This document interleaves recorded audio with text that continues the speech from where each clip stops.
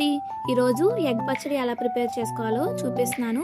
ఎప్పుడు ఆవకాయే కాకుండా ఇలా ఎగ్తో పచ్చడి ట్రై చేయండి, చాలా బాగుంటుంది. ముందుగా ప్యాన్ తీసుకొని ఆవాలు మెంతులు వేసుకొని అవి కొంచెం చిటపటలాడేంత వరకు ఫ్రై చేసుకొని పక్కన పెట్టుకొని కొంచెం చల్లారాక పౌడర్ చేసుకోండి. తర్వాత వేరొక గిన్నెలో బాయిల్ చేసుకున్న ఎగ్స్ని 1 by 1గా గ్రేట్ చేసుకొని వేసుకోండి.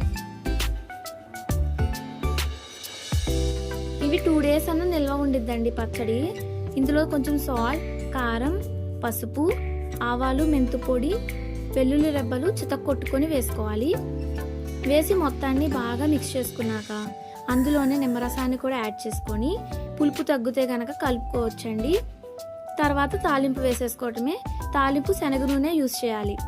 పచ్చనపప్పు, ఆవాలు, జీలకర్ర, కరివేపాకు, వెల్లుల్లి రెబ్బలు, ఎండుమిరపకాయ వేసి వేడి వేడి అన్నంలో తింటే సూపర్.